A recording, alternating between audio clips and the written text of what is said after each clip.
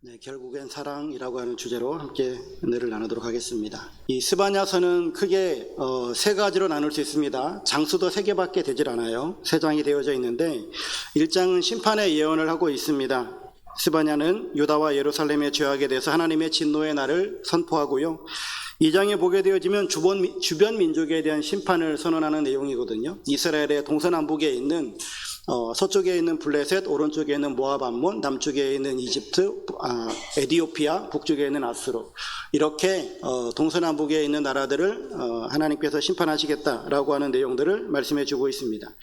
3장에 가면은 예루살렘의 심판에 대한 내용들을 다시 한번 반복하고 그리고 회복을 말씀해 주고 계시는데, 예루살렘 안에 있는 사람들, 그 유다 백성들이 얼마만큼 죄악이 관영했는가, 백성뿐만 아니라 지도자들 그리고 종교 지도자들까지 온통 타락해 있는 그런 상황들을 말씀해 주고 있고, 그리고 오늘 읽은 이 9절부터 20절까지는 우리 하나님께서 우리 백성들을 회복해 하실 것이다, 이스라엘만 회복하게 하는 것이 아니라 열국에 있는 백성들까지 회복하실 것이다 라고 하는 내용들을 말씀해 주고 있습니다.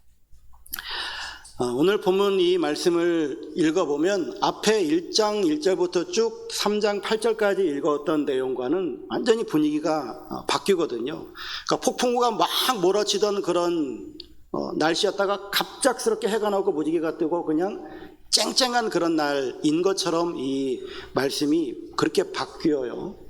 이렇게 하나님께서 이스라엘 백성들 혹은 열국 백성들에게 심판하시겠다라고 하는 그런 맹렬한 진노를 쏟으시겠다라고 하는 것처럼 말씀하셨지만, 그 하나님의 심판 그 이면에는 하나님이 이렇게 회복하고 구원하시겠다라고 하는, 그리고 그렇게 되어지기를 간절히 소망하시는 하나님의 의지가 담겨져 있는 말씀을 오늘 본문 속에서 보게 되어집니다. 자, 그러면 이제 오늘 본문을 좀 보게 되어지면 9절 10절 이 내용은 열방의 회복에 관한 말씀이거든요. 본문은 이제 종말에 열방과 유다가 맞이할 구원과 복을 말씀해 주고 있습니다. 오늘 본문을 전체적으로 보게 되어지면 9절 그리고 19절 20절 그리고 11절 16절 여기에 보면은 그때 그날 이런 말이 나오는데, 바로 여호와의 날을 말하는 거거든요. 이 날은 바로 여호와의 심판의 날 혹은 여호와의 구원의 날, 이 두 가지를 동시에 말하고 있는 겁니다. 이스라엘 백성들이 여호와의 날 하면 자기에게 구원의 날이에요. 그러나 그 자기에게 구원의 날이 이방 민족에게는 심판의 날인 것이죠. 예수 그리스도께서 재림하시는 날 믿는 자들은 구원의 날이지만 믿지 않는 자들에게는 심판의 날이 되어지는 것처럼 여호와의 날은 그런 날입니다. 그런데 이스라엘 사람들은 여호와의 날이 자기들에게 구원의 날이라고 생각했지만, 그런 하나님께서는 이스라엘 백성들에게조차도 심판의 날이 되어질 것이다라고 하는 것을 성경 이곳저곳에서도 말씀해 주고 있거든요. 그런데 이제 이 여호와의 날이 이스라엘만 국한된 것이 아니라 이방 민족에게까지 확장이 되어지고, 하나님께서는 스바냐를 통해서 바로 이 열방 에게 미쳐야 할 이 심판 그리고 하나님의 그 맹렬한 진노가 이제는 회복을 말씀해 주고 있습니다. 즉 종말에 성취될 열방의 회복과 구원을 지금 이 9절 10절에서 말씀해 주고 있다라고 하는 겁니다. 이런 열방의 회복과 구원에 관한 말씀은 비단 이 스바냐에만 있는 것이 아니라 이사야에도 나오는데, 하나님께서는 열방의 주권자였던 초강대국이었던 바로 그 애굽과 아수르를 심판하신 후에 그들을 이스라엘과 함께 참된 예배자로 세우시겠다라고 하는 말씀도 하십니다. 그리고 그들이 열방의 복이 될 것이다라고까지 말씀하시고요. 오늘 본문에서도 하나님께서는 9절에 보면 그때에 내가 여러 백성의 입술을 깨끗하게 하여 그들이 다 여호와의 이름을 부르며 한 가지로 나를 섬기게 하리니 라고 선언하시죠. 여기 보면 여러 백성, 이게 여러 백성은 바로 여러 민족들을 말하는 거고, 입술을 깨끗하게 하겠다라고 말씀해 주고 있죠. 그들의 언어가 이제 정화될 것을 말씀해 주고 있는 겁니다. 근데 여기 보면은 깨끗하게 하여라고 하는 이 말이 단순히 더러운 것을 깨끗하게 한다라고 하는 그런 뜻이 아니에요. 이 말은 좀 우리 말로 바꾸면 이것은 제거하다, 일소하다라고 하는 거예요. 그러니까 싹 그냥 없애버리는 거예요.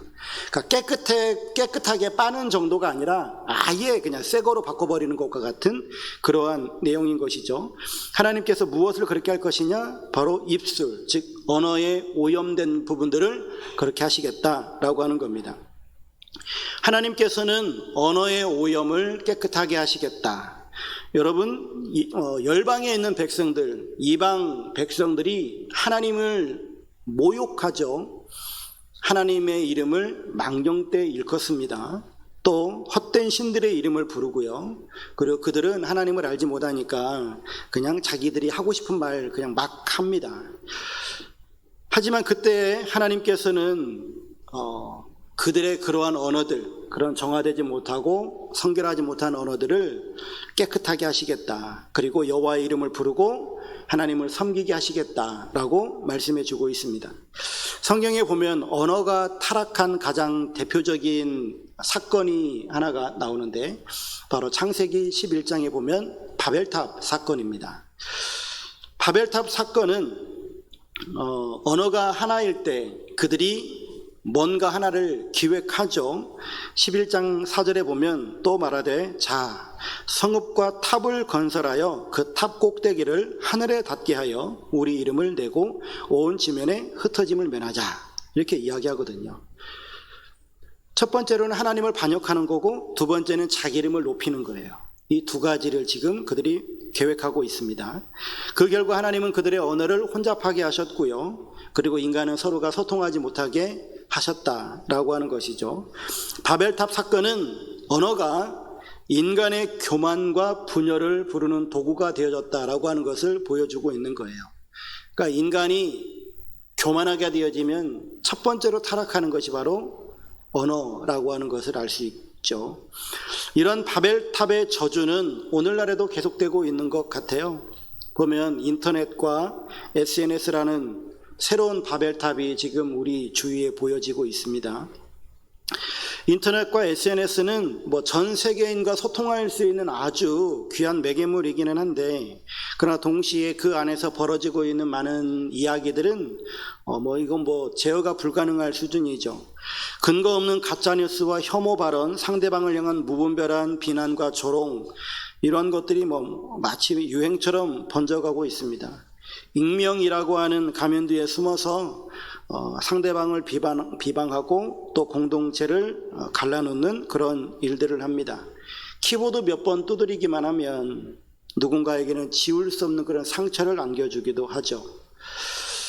우리의 언어가 마치 바벨탑을 쌓았던 그들의 언어처럼 교만과 분열의 도구로 사용되어지고 있지 않나, 이런 생각을 갖게 합니다. 그런데 하나님께서는 이 저주를 그대로 두지 않으시겠다라고 오늘 본문에 말씀하시는 거예요. 그들의 언어를 치료하시겠다라고, 그리고 깨끗게 하시겠다라고 말씀하시는데, 이 하나님의 이런 치유 사건, 그리고 회복해 하시는 이 사건이 처음으로 일어났었던 때가 언제냐면 오순절 성령 강림 사건이었죠. 각각 다 다른 언어로 그들이 하나님의 하신 큰 일을 보게 되어지는 겁니다. 2000년 전 하나의 사건으로 보여주셨듯이 예수 그리스도께서 재림하시면 이제 우리의 모든 언어들은 다 하나가 되어질 것이고, 그리고 우리의 모든 언어들은 오직 하나님을 경배하고 하나님을 예배하는 언어들로 바뀌게 되어질 줄로 믿습니다.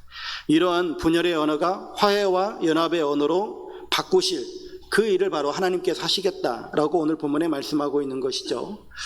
우리는 하나님의 나라를 세워가고 하나님의 나라를 살아가는 사람들입니다. 그러하기 때문에 우리의 언어가 마땅히 분열의 언어, 그리고 혐오의 언어, 그리고 누군가에게는 비판과 비난을 쏟아내는 그런 언어, 물론 없겠지만 혹여라도 그런 부분들이 있다라고 한다면 우리 언어는 달라져야 될 줄로 믿습니다. 비난과 혐오의 말 대신에 사랑과 유로를 전하는 언어여야 할 것이고요. 거짓과 편견 대신에 진리와 공의를 말하고 있어야 될 뿐만 아니라 분열과 다툼 대신에 화해와 용서를 말하는 우리의 언어 생활이 되어야 될 줄로 믿습니다. 우리의 언어를 하나님께서 바꾸시기를 원하십니다. 하나님께서는 그 일을 행하실 것입니다. 우리도 하나님의 그 뜻을 받들어서 우리의 비난의 입술이 찬양의 입술이 될 뿐만 아니라 또한 우리 가운데 있는 어떤 혐오라고 하는 것들이 있다면 사랑과 용서의 입술이 되어져야 할 줄로 믿습니다. 이것이 바로 우리의 영적 전쟁이죠. 우리가 이 땅을 살아가면서 마땅히 행해야 할 이러한 영적 전쟁 가운데 하나입니다. 두 번째로는 이스라엘의 회복입니다. 여기 11절부터 이제 20절까지 전체적으로 다 나누는 말씀인데 18절까지만 좀 끊어서 보게 되어지면 하나님께서는 열방에 구원받을 사람들을 회복시키신 후에 이제 이스라엘 백성들을 회복시키시겠다라고 말씀하십니다. 그들은 선택받은 백성들인데 그들이 이제는 돌아올 것이고 백성들을 죄악과 교만에서 회복시켜 정결하게 하실 것이다 라고 하는 말씀인데요. 먼저 11절에서 13절에는 이스라엘의 남은 자들을 말씀해 주고 있습니다. 오늘 이 본문에 보게 되어지면 스바냐는 이스라엘을 두 종류의 백성으로 좀 구분을 합니다. 11절에 보면 그때에 내가 네 가운데서 교만하여 자랑하는 자들을 제거하여, 제거 대상을 말하고 있죠. 두 번째 12절에 보면 내가 곤고하고 가난한 백성을 내 가운데에 남겨두리니, 남은 자를 말씀하십니다. 이들을 하나님께서 보호하시겠다라고 말씀하고 있죠. 11절에서 교만하여 자랑하는 자들을, 이들을 하나님께서 제거하시겠다라고 말씀하시고 곤고하고 가난한 백성을 남겨두시겠다라고 말씀하고 있잖아요. 그러니까 마땅히 우리는 남은 자가 되어야 하겠죠. 그런데 지금 이 시대를 보십시오. 이 시대를 보게 되어지면 지금은 소위 자기 PR 시대라고 해서 자기를 드러내고 자기를 자랑하지 아니하면 다른 사람들에게 무시를 받는 그런 세상이 되고 말았습니다. 우리도 어느 곳에 있든지 간에 내가 누구인지, 그리고 내가 어떠한 사람인지를 누군가에게 이렇게 밝혀야만 하는, 그리고 자기가 이룬 성과, 성공, 그리고 내가 가진 어떤 힘, 이러한 것들을 드러내야 무시를 받지 않는 이런 세상에 살고 있단 말이죠. 이게 교회까지 안에 들어와 가지고요, 신앙생활조차도 다른 사람들에게 자랑하고 있는 이런 모습들이 보여집니다. 그러나 하나님은 이 시대의 교만과 자랑을 미워하시죠. 왜냐하면 이 교만이라고 하는 것이 인간 스스로가 하나님을 대적하는 것이고 하나님과 같아지려고 하는 것이기 때문에 바벨탑 정신과 똑같은 거잖아요. 그렇기 때문에 하나님께서는 미워하시고 싫어하십니다. 다만 하나님은 자랑하는 자들을 제거하는 동시에 곤고하고 가난한 백성을 남겨두시겠다라고 약속합니다. 여기 곤고하고 가난하다라고 하는 것은 물질적인 것을 말하는 것이 아니라 주석에도 보게 되어지면 오직 하나님만을 절대 신뢰하고 교만하거나 자랑하는 태도를 버린 겸손한 자들이다 라고 말하고 있거든요. 즉 이 사람들은 오직 하나님께만 소망을 둔 사람들이에요. 다시 예수님께서 말씀하신 산상순으로 돌아오게 되어지면 예수님께서 말씀하시는 심령이 가난한 자, 그런 사람들인 것이죠. 즉 하나님께서 찾으시는 백성, 그 남은 자들이라고 하는 것은 바로 심령이 가난한 사람, 오직 주님만을 의지하는 사람들을 말하고 있다라고 하는 것을 알 수 있습니다. 이 남은 자들을 성경에서 좀 찾아보게 되어지면 대표적인 예가 두 부류를 먼저 좀 소개를 하면, 첫 번째는 구원받은 노아와 그의 가족들이 바로 남은 자가 되어지겠죠. 또 하나 아하방 시대의 바알에게 무릎 꿇지 않은 7,000명, 이런 사람들이 남은 자가 되어질 겁니다. 성경에는 또 구약 성경에 바벨론에 의해서 이스라엘이 멸망한 다음에 바벨론으로 이주했었던 그들을 가리켜서 남은 자라고 말하기도 합니다. 소위 그루터기라고 하죠. 스바냐는 이런 남은 자의 영적 특성을 세 가지로 말합니다. 13절에 보면 이스라엘의 남은 자는 악을 행하지 아니하며 거짓을 말하지 아니하며 입에 거짓된 혀가 없으며, 그러니까 악행을 행하지 않는다. 그리고 다 입술에 관한 것들을 말하고 있잖아요. 앞서서 이미 하나님께서 열방 백성들을 회복시키실 것인데 그들의 입술을 회복하시겠다라고 하는 것들을 말씀하시기 때문에 여기에서도 동일한 그런 맥락에서 말씀해 주고 있고요.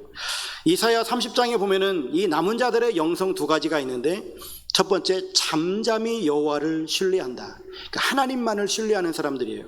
두 번째는 여호와를 기다리는 사람들이에요. 그러니까 여호와를 신뢰하고 여호와를 기다리면서 그들의 입술을 정결케 하고 악행을 멈추는 이런 사람들을 하나님께서 이 남은 자라고 말씀해 주고 있다라고 하는 것이죠.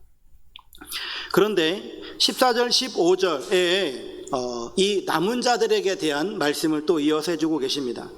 14절 시작하는 부분을 보면 시온의 딸, 이스라엘, 예루살렘 딸, 여기에 이런 사람들이 바로 남은 자이겠죠. 즉 하나님의 백성들을 말합니다. 그들은 기쁘게 노래 부르고 즐거워할 것이다 라고 말씀해 주고 있습니다. 무슨 이유입니까? 15절에 설명하는데 여호와가 내 형벌을 제거하였고 내 원수를 쫓아냈으며 이스라엘 왕 여호와가 내 가운데 계시니 내가 다시는 화를 당할까 두려워하지 아니할 것이기 때문이다 라고 말씀해 주고 있어요. 하나님이 함께 하실 때 그들에게 구원과 평화와 생명 또 하나님의 회복이 임할 것이기 때문에 그들은 크게 기뻐할 것이다 라고 말씀하고 있는 것이죠. 그러면서 이 일을 행하시는 분이 누구이신가? 바로 16절에서 18절에 구원을 베푸실 전능자이시다 라고 말씀해 주고 있습니다.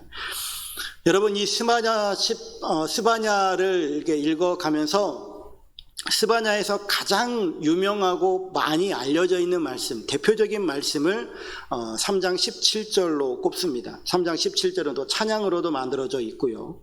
너의 하나님 여호와가 너의 가운데 계시니 그는 구원을 베푸실 전능자이시라. 그가 너로 말미암아 기쁨을 이기지 못하시며 너를 잠잠히 사랑하시며 너로 말미암아 즐거이 부르며 기뻐하시리라 하리라. 하나님께서 예루살렘에 계실 때 어떤 일들이 일어나는가? 바로 놀라운 구원과 회복의 역사가 있게 되어질 것이다. 하나님께서는 이제 더 이상 진노와 분노가 아닌 사랑과 기쁨과 즐거움을 품고 그들과 함께 하실 것이다 라고 하는 겁니다. 만물을 말씀으로 창조하신 전능하신 하나님께서 구원자로 그들에게 이제 임재하고 계시는 모습을 이 본문을 통해서 보여주고 있죠.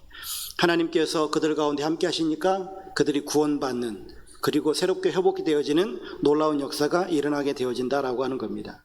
그러면서 세 번째 19절에서 20절에 보게 되어지면 칭찬과 명성을 얻게 하리라 라고 하나님이 말씀해 주고 있습니다. 19절 하반절에 보면 칭찬과 명성을 얻게 하리라, 20절 끝에 명성과 칭찬을 얻게 하리라. 하나님의 구원에 대한 묘사가 이어진 다음에 남은 자들을 하나님이 바라보시니까 너무 기뻐서 그들에게 이제는 너희들에게는 칭찬과 명성만 있을 것이다 라고 말씀해 주고 있는 겁니다. 열방의 회복을 말씀하세요. 그리고 이스라엘의 회복을 말씀하십니다. 그런데 저는 이제 이 말씀을 설교 준비를 이렇게 다 하고 말씀을 이렇게 또 계속 읽어가는데 설교 준비할 때는 몰랐던 하나의 놀라운 점이 한 가지 발견되어졌는데 뭐냐면 성경을 읽다 보니까 9절부터 20절까지 계속해서 반복되어지는 단어가 하나 있는 거예요. 뭐냐면 내가였어요. 내가 이렇게 하겠다. 내가 이렇게 하겠다. 내가 이렇게 하겠다. 하나님께서 계속해서 스바냐를 통해서 강조하는 게 뭐냐면 내가 이렇게 하겠다라고 하는 거예요. 내가 열방을 회복할 것이다. 내가 너희들도 회복할 것이다 라고 계속해서 말씀하시는 거예요. 예, 하나님께서 이러한 일들을 할 것입니다. 우리의 언어를 회복시키실 것이고 우리에게 지금까지 억압되어 있었던, 그리고 침략당하고 고통당했던 그 모든 수치들이 이제 날아갈 것이고 하나님께서 우리와 함께 하심으로 회복과 구원이 있을 것이다. 이런 모든 말씀들을 다 하셨습니다. 그런데 이거 다 잊어버려도 됩니다. 한 가지 분명한 것은 오늘 이 말씀을 통해서 분명하게 우리들에게 주시는 메시지는 이겁니다. 바로 나를 바꾸기로 결단하신 하나님이 계시다라고 하는 거예요. 우리를 회복시키시기로 하나님이 결단하셨다라고 하는 거예요. 그리고 그 역사를 이루시겠다라고 말씀하는 겁니다. 내가 바뀌어서 여호와의 이름을 부르고 하나님을 한 마음으로 섬기도록 하나님께서 결단하셨다라고 하는 거예요.